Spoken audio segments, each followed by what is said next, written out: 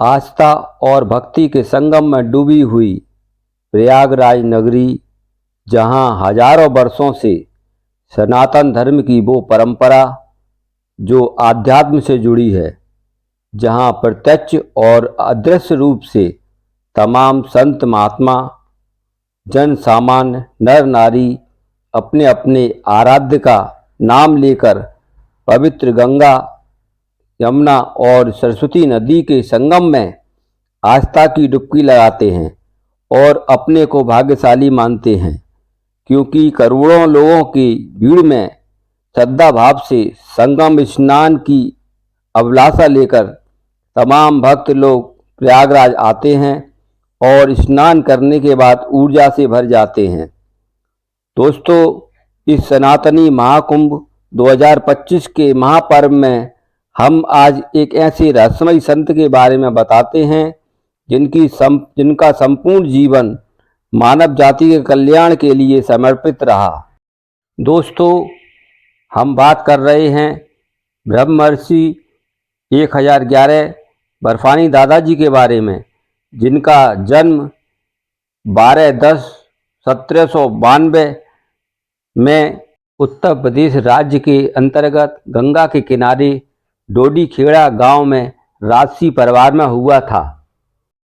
किंवदंती है कि हिमालय में ध्यान करते समय उनका शरीर बर्फ में से ढक गया था, इसलिए आपका नाम योगीराज बर्फानी पड़ा।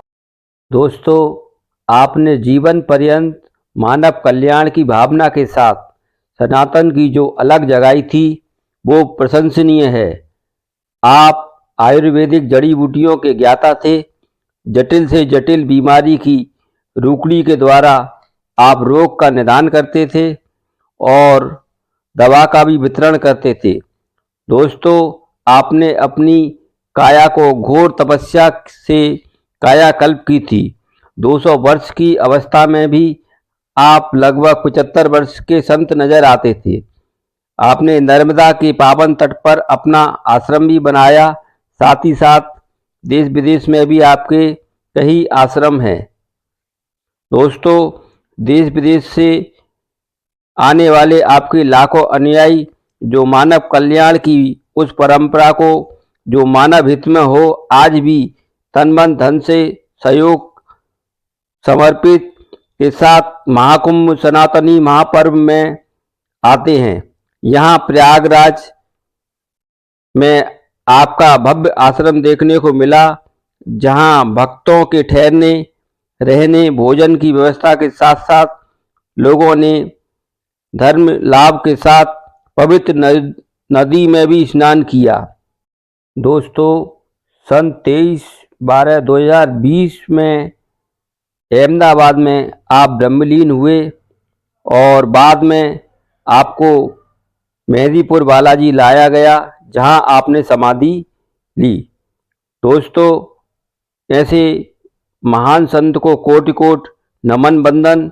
इस महाकुंभ 2025 में हम माननीय मुख्यमंत्री जी उत्तर प्रदेश योगी आदित्यनाथ जी का भी आभार व्यक्त करते हैं, जिन्होंने इस महापर्व का संचालन सुचारू रूप से किया, जो बड़ा ही प्रशंसनीय है।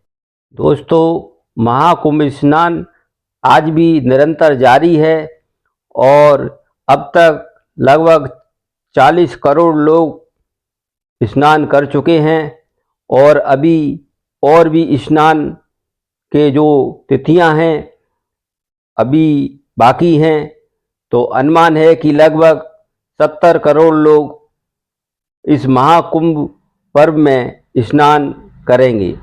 तो दोस्तों, हर सनातनी के लिए गर्व की बात है कि करोड़ों लोगों के इस आस्था के महापर्व के संचालन की व्यवस्था देश और प्रदेश के अच्छे हाथों में है।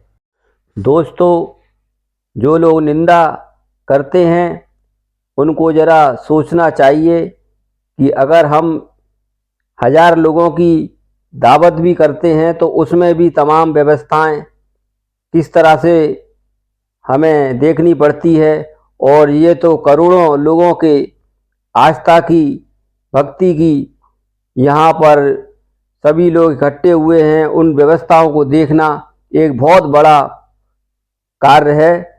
और इसमें थोड़ी बहुत परेशानियां तो हर इंसान के लिए होती है, लेकिन इस तरह से दोस्तों बातों को अफवाहों में बदलना ये बड़ा ही निंदनीय है। दोस्तों हमारा प्रयास आपको कैसा लगा हमें कमेंट में अवश्य बताना। वीडियो को लाइक करें, शेयर करें, चैनल को सब्सक्राइब करेंगे। फिर मिलेंगे। जय हिंद।